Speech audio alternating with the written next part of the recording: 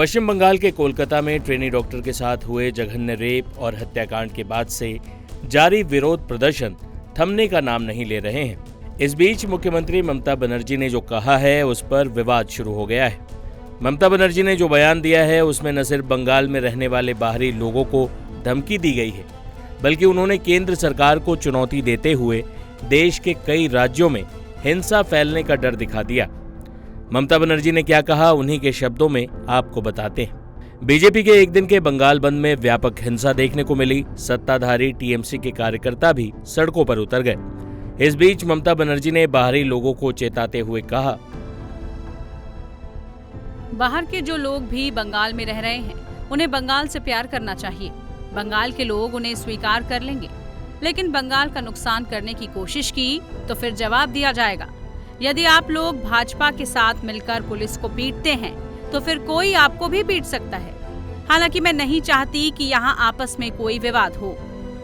BJP पर तंज कसते हुए ममता बनर्जी ने कहा, कुछ लोग हमें बांग्लादेश समझते हैं।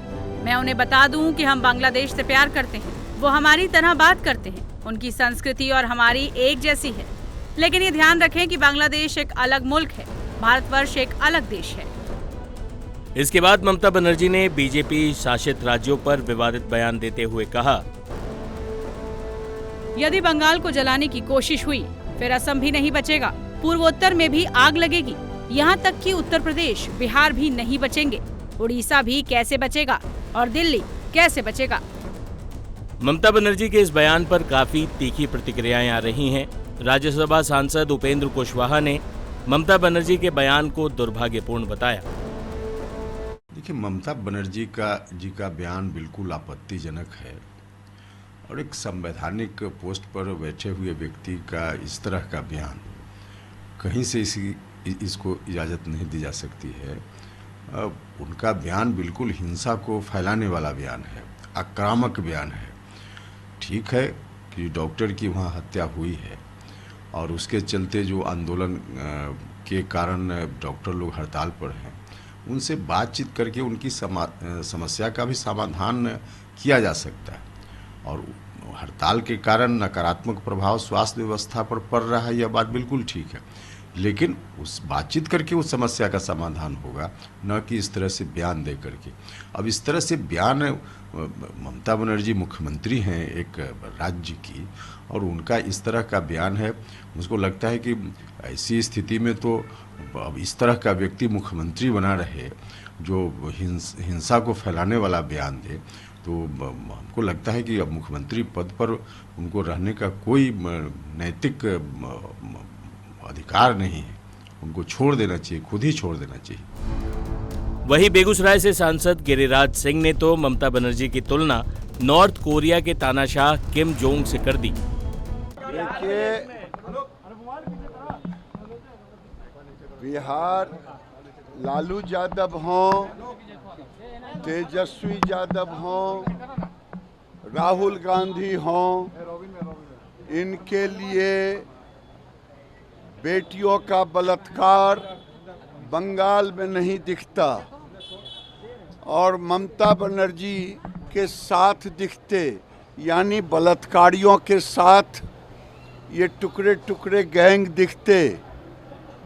और बंगाल में ममता बनर्जी हार चुकी हैं, अपनी लोकप्रियता खो चुकी हैं, इसीलिए वो असंवैधानिक बातें बोल रही हैं, संघीय ढांचा को तोड़ रही हैं।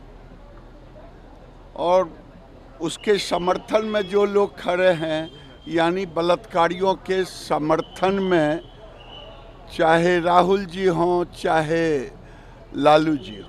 ममता कह रहे हैं नरेंद्र मोदी इस्तीफा दें, वो इस्तीफा नहीं देंगी और बंगाल जलेगा तो बिहार जलेगा, उड़ीसा जलेगा, ना ये जुबान कोई लोकतांत्रिक व्यक्ति का हो ही नहीं सकता, मुख्यमंत्री का। ममता बनर्जी जो नॉर्थ कोरिया के प्रेसिडेंट हैं किम जोंग, वो अपने विपक्ष को बर्दाश्त नहीं करते। उसी तरह ममता बनर्जी अपने विपक्ष की बात को बर्दाश्त नहीं करती। बंगाल बीजेपी के वाइस प्रेसिडेंट ने तो ममता के बयान को भारत तोड़ने की साजिश भी बता दी। उन्होंने आशंका जताई कि ममता बनर्जी चिकन नेक के जरिए भारत को तोड़ना चाहती हैं। देखिए, मेरा डर है, मैं सही बात बोल रहा हूँ, मेरा डर है, मैं पश्चिम बंगाल में रहता हूँ, मेरा डर है जो नेक है ना, जो भारत का जो नेक कहते हैं, जैसे नॉर्थ ईस्ट का जो सिलीगुड़ी पोर्शन वाला, इसमें भारत सरकार गुरुत्व नहीं देगा तो ममता बनर्जी 2026 साल में आने के बाद नॉर्थ ईस्ट को रास्ता को बंद कर देगा। ये सब कुछ कर सकते हैं पॉलिटिक्स के लिए। ममता बनर्जी अपना पॉलिटिक्स के लिए वो देश में जितना बड़ा घटना घटेगा, वो जितना बड़ा टेररिस्ट होगा, सब टेररिस्ट को वहां पे रहने के लिए बंदोबस्त कर देंगे, क्योंकि उसका यही है, सत्ता जिसको है उसका आइन भी नहीं चलेगा। तो चलो वोट करो, वोट करने से तो आपका लॉ तो नहीं बोल देगा ना, तो इसलिए भारत सरकार को देखना होगा, कोर्ट को भी देखना होगा, नहीं तो भारत खतरा में है। ममता बनर्जी के इन बयानों पर विवाद शुरू हो गया है। बीजेपी प्रवक्ता शहजाद पूनावाला ने कहा कि ममता इंसाफ नहीं बल्कि बदले के लिए कार्रवाई कर रही हैं। ममता बनर्जी जी, ये घड़ियाली आंसू बंद कीजिए। एक तरफ तो आप प्रिंसिपल संदीप घोष, जिसको 4 घंटे में रीइंस्टेट करते हैं, अब बताया जा रहा है कि उनको OSD officer on special duty बनाया गया है। मतलब वो कितने स्पेशल ऑफिसर है ममता बनर्जी की सरकार के लिए, ये फिर से पता चल रहा है। और दूसरी ओर जब सुप्रीम कोर्ट ने फटकार लगाई है, लथाड़ लगाई है कि किस प्रकार से पश्चिम बंगाल की सरकार ने इंस्टीट्यूशनल और सिस्टमैटिक कवरअप किया, जज को कहना पड़ा कि 30 वर्षों में उन्होंने इस प्रकार का डिस्क्रिपेंसी और लैप्सेस नहीं देखा है।